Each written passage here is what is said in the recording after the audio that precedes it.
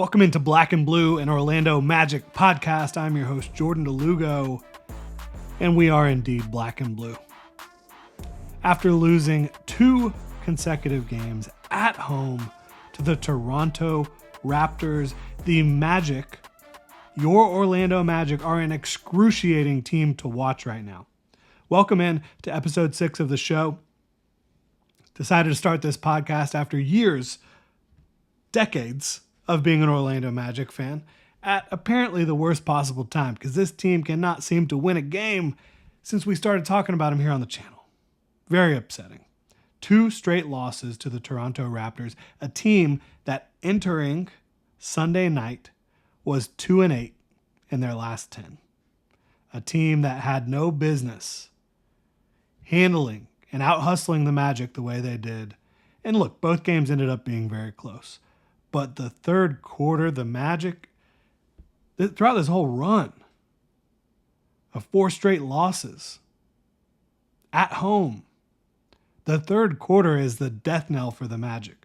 There is at least a several minute period in every third quarter where the Magic completely lose their minds and forget how to play basketball. It is excruciating, and this team is not going anywhere right now. Despite having 2 young stars who are playing great basketball. Obviously, the Jalen Suggs news of the arthroscopic knee surgery, I wouldn't expect to see him back this year. And he is the third piece of their big 3. Make no mistake about it, Jalen Suggs is as critical to this team winning basketball games right now as anyone else. He absolutely is. The energy he brings on both sides of the ball. The shooting he brings, the playmaking, the defense. I'm not going to sit here and say that Jalen Suggs is as good as Franz Wagner or as good as Paolo Banchero, because he's not. But he is just as important for this team winning basketball games right now, and they don't have him available. And that's critical. And it's ugly to watch this team. It absolutely is. It's frustrating.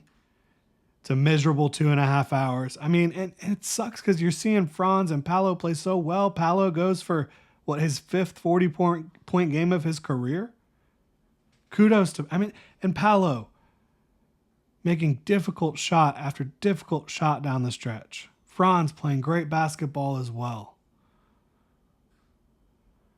The Orlando Magic this year, at the trade deadline, probably even before the trade deadline, they're making a calculated bet. Jeff Weltman is making a calculated bet that this team was not ready to leverage their future for this year or next year because they were not ready to compete for a championship. The bet that Jeff Weltman is making is that when Paolo and Franz enter their prime, they will be ready. The Magic will be ready to surround those guys with the type of talent they need to potentially win it all. Because ultimately, if you push your chips in and you have no chance of winning at all, what's the point of doing so? In my mind. And that plan would feel completely different and completely fine if Jalen Suggs was healthy. If they had had their big 3 on the court for extended periods of time together this year. If Jalen Suggs was healthy, they'd probably be 3-1 in their last 4 games instead of 0-4 without Jalen Suggs, right? Like, they would have definitely beat Toronto both games. He would have brought the energy that this team was missing throughout stretches of that game, both those games. I think they would have beat the Warriors too. They took the Warriors to the limit. And I think with Jalen Suggs playing better defense than what you had out there on the court, bringing some shooting, they might win that game. I don't think they'd beat the Cavs, but they'd probably be sitting in 7th place, pushing for 6th, pushing the Detroit Pistons for 6th place instead of being in danger of falling to 9th, right? And that's where they are right now. They're only a half game ahead of the Hawks. That's the reality of the situation. Would it have been fun to have made a push at the deadline? Absolutely, it would have been fun. Would it be nice if the Magic had drafted a shot creator over the last couple of drafts, instead of guys who are more defensively focused. And I like Tristan da Silva. Definitely like what you saw from him last night. He's a guy that can be a 3-and-D type of player, I think. But none of what they could have done in the draft differently, or what they could have done at the trade deadline, none of that would have put them in position to win the title this year or next year, in my opinion. They are building for the long haul in that front office. They're building for the prime years of Jalen and Franz, and especially Paolo. It's difficult to take your lumps right now with the injuries that they have sustained. And look, can't forget about Mo either. Jalen and Mo are their two biggest energy guys, and they don't have them. It's difficult to take your lumps right now. It sucks.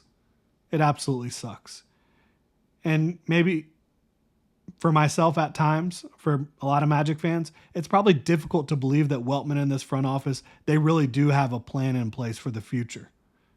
Yeah, it's tough. But if they had gone all in, failed to reach the second round, failed to reach the conference finals, then what?